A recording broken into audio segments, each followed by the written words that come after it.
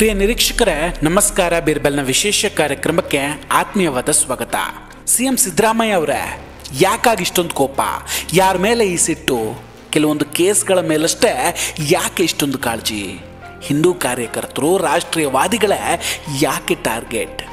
ಯಾಕೆ ಅವರಂದ್ರೆ ಅಷ್ಟೊಂದು ಭಯ? ಕರ್ನಾಟಕದಲ್ಲಿ ಸಿದ್ದರಾಮಯ್ಯ ಅವರ ಸರ್ಕಾರ ಬಂದಾಗಲಿಂದಲೂ ಕೂಡ ಒಂದು ವಿಷಯ ಸ್ಪಷ್ಟವಾಗಿ ಕಾಣಿಸ್ತಾ ಇದೆ. ಇಲ್ಲಿ ಕಾಂಗ್ರೆಸ್ ಸರ್ಕಾರವನ್ನು ಟೀಕಿಸುವ ಯಾರನ್ನೂ ಕೂಡ ಸುಮ್ಮನೆ ಬಿಡೋದಿಲ್ಲ.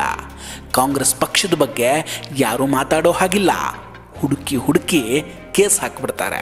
ಉಡುಪಿ ಹೆಣ್ಣು ಮಕ್ಕಳ ಶೌಚಾಲಯದಲ್ಲಿ ಕ್ಯಾಮ್ರಾ ಇಟ್ಟ ಪ್ರಕರಣದಿಂದ ಹಿಡಿದು ಇಲ್ಲಿವರೆಗೂ ರಾಷ್ಟ್ರೀಯವಾದಿಗಳ ಮೇಲೆ, ಹಿಂದೂ ಕಾರ್ಯಕರ್ತರ ಮೇಲೆ, ಸರ್ಕಾರದ ವಿರುದ್ಧ ಮಾತನಾಡುವವರ ಮೇಲೆ ಪೊಲೀಸ್ ಕೇಸ್ ಹಾಕೋದು ಕಾಮನ್ ಆಗೋಗಿದೆ. ಪ್ರಿಯಾಂಕ್ ಖರ್ಗೆ ಅವರು ನಿನ್ನೆ ಮೊನ್ನೆ ಒಂದು ಮಾತು ಹೇಳ್ತಾರೆ, ಮೋದಿ ಅವರನ್ನ ಯಾರು ಬೇಕಾದರೂ ಪ್ರಶ್ನೆ ಮಾಡಬಹುದು ಕಣ್ರಿ, ಜನಸಾಮಾನ್ಯರು ಕೂಡ ಪ್ರಶ್ನೆಯನ್ನ ಮಾಡಬಹುದು, ಅವರು ಈ ದೇಶದ ಪ್ರಧಾನಿ ಅಂತ. ನಿಮ್ಗೆ ಎಷ್ಟು ಹಕ್ಕಿದೆ, ನನಗೂ ಅಷ್ಟೇ ಹಕ್ಕಿರೋದು. ಸಾಮಾನ್ಯ ಪ್ರಜೆ ಕೂಡ ಇವತ್ತು ಪ್ರಧಾನಮಂತ್ರಿ ಮೋದಿಗೆ ಪ್ರಶ್ನೆ ಮಾಡುವ ಹಕ್ಕಿದೆ, ಅದು ತಿಳ್ಕೊಳ್ಳಿ. ಸಂವಿಧಾನದಲ್ಲಿ ಎಲ್ಲರಿಗೂ ಅವಕಾಶ ಇದೆ. ಮೋದಿ ಅವರನ್ನ ಯಾರು ಬೇಕಾದರೂ ಪ್ರಶ್ನೆ ಮಾಡಬಹುದು, ಭಾರತೀಯ ಸೇನೆಯನ್ನು ಪ್ರಶ್ನಿಸಬಹುದು, ವಿಧಾನಸೌಧದ ಮುಂದೆ ಪಾಕಿಸ್ತಾನ್ ಜಿಂದಾಬಾದ್ ಅಂತಲೂ ಹೇಳಬಹುದು. ಆದರೆ ಕಾಂಗ್ರೆಸ್ ಪಕ್ಷವನ್ನ ಹಾಗೂ ಕಾಂಗ್ರೆಸ್ ನಾಯಕರನ್ನ ಹಾಗೂ ಕಾಂಗ್ರೆಸ್ ಸರ್ಕಾರವನ್ನ ಮಾತ್ರ ಪ್ರಶ್ನೆ ಮಾಡಬಾರ್ದ. ಪ್ರಶ್ನೆ ಮಾಡಿದ್ರೆ ಕೇಸ್ ಬೀಳುತ್ತೆ. ಹಿಂದೂ ಮುಂದೆ ನೋಡದೆ FIR ದಾಖಲಾಗುತ್ತೆ. ಮನೆ ಬಾಗಿಲಿಗೆ ಪೊಲೀಸರು ಬಂದು ಅರೆಸ್ಟ್ ಮಾಡ್ಕೊಂಡು ಹೋಗ್ತಾರೆ. ಅಂದ್ರೆ ಪ್ರಶ್ನೆ ಕೇಳೋದಕ್ಕೆ ಜನ ಭಯ ಪಡಬೇಕು ಅನ್ನೋ ಲೆಕ್ಕಾಚಾರವ. ರಿಪಬ್ಲಿಕ್ ಕನ್ನಡದ ರಾಷ್ಟ್ರೀಯವಾದಿ ಪತ್ರಕರ್ತ ಅರ್ನಬ್ ಗೋಸ್ವಾಮಿ ಅವರ ಮನೆಗೆ ಕತ್ಲಲ್ಲಿ ಪೊಲೀಸರು ಹೋಗಿದ್ದಾರಂತೆ.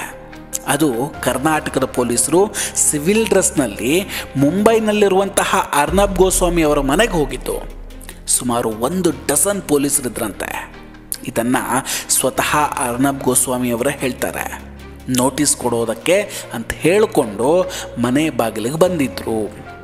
Now around noon today, the Congress government in Karnataka sent policemen to my house. They came in civil clothes, but they were policemen from the Karnataka government, the Karnataka police, which is a Congress ruled state.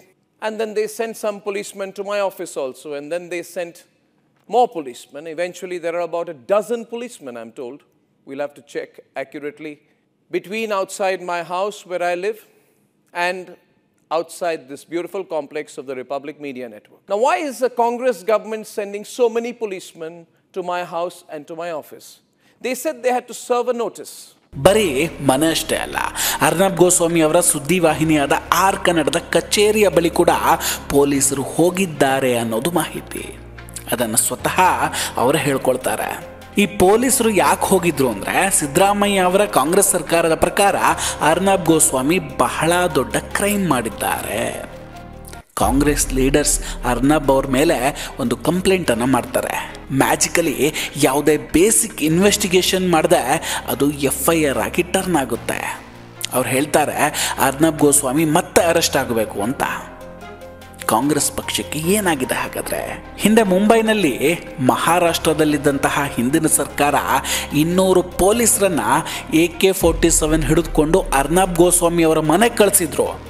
ಆದರೆ ಅದರಿಂದ ಏನೂ ಬದಲಾಗಲಿಲ್ಲ. ಗೋಸ್ವಾಮಿ ಅವರ ಧ್ವನಿಯನ್ನು ಕೂಡ ಅಡಗಿಸುವುದಕ್ಕಾಗಲಿಲ್ಲ. ರಾಷ್ಟ್ರೀಯತೆಯ ಬಗ್ಗೆ ಅವರ ಮಾತು ಕೂಡ ನಿಲ್ಲಿಲ್ಲ. ಇದು ಗೊತ್ತಿದ್ರೂ ಮತ್ತ್ಯಾಕೆ ಪೊಲೀಸರನ್ನ ಮನೆಗೆ ಕಳಿಸಲಾಗುತ್ತೆ? ಅರ್ನಬ್ ಗೋಸ್ವಾಮಿ ಈ ವಿಷಯವಾಗಿ ಕೋರ್ಟ್ ಮೆಟ್ಟಿಲನ್ನು ಏರ್ತಾರೆ. ಕಾಂಗ್ರೆಸ್ ಪ್ರಕಾರ ಅರ್ನಬ್ ಗೋಸ್ವಾಮಿ ನ್ಯಾಷನಲ್ ಸೆಕ್ಯೂರಿಟಿಗೆ ದೊಡ್ಡ ಥ್ರೆಟ್ ಅಂತೆ. ಅದಕ್ಕಾಗಿ ಅವರನ್ನು ಅರೆಸ್ಟ್ ಮಾಡಿ ಜೈಲಲ್ಲಿ ಇಡಬೇಕಂತೆ. ಆದರೆ ನ್ಯಾಯಾಲಯದಲ್ಲಿ ಮತ್ತೆ ಕಾಂಗ್ರೆಸ್ ಪಾರ್ಟಿಗೆ ಮುಖಭಂಗ ಆಗಿದೆ. ಅರ್ನಬ್ ಗೋಸ್ವಾಮಿ ಮತ್ತೆ ಕೋರ್ಟ್ನಲ್ಲಿ ಕಾಂಗ್ರೆಸ್ನನ್ನು ಸೋಲಿಸಿದ್ದಾರೆ. ಕಾಂಗ್ರೆಸ್ ಪಕ್ಷ ಟರ್ಕಿಯಲ್ಲಿ ಆಫೀಸನ್ನು ಓಪನ್ ಮಾಡ್ಕೊಂಡಿದ್ದು ಯಾಕೆ? ಇದು ಅರ್ನಬ್ ಅವರ ಪ್ರಶ್ನೆ. ಅಷ್ಟಕ್ಕೂ ಅವ್ರು ಹೇಳಿದ್ರಲ್ಲಿ ತಪ್ಪಾದ್ರೂ ಏನು? ಕಾಂಗ್ರೆಸ್ ತಮಿಳ್ನಾಡಿನಲ್ಲೋ ಅಸ್ಸಾಂನಲ್ಲೋ ಪಾರ್ಟಿ ಆಫೀಸ್ ಮಾಡ್ಕೊಂಡಿದ್ರೆ ಸಮಸ್ಯೆ ಇರಲಿಲ್ಲ. ಆದರೆ ಅವರು ಪಾರ್ಟಿ ಆಫೀಸನ್ನು ಮಾಡಿಕೊಂಡಿದ್ದು ಟರ್ಕಿಯಲ್ಲಿ. ಟರ್ಕಿ ಪಾಕಿಸ್ತಾನದ ಪರ ಇವತ್ತು ನಿಂತುಕೊಂಡಿದೆ.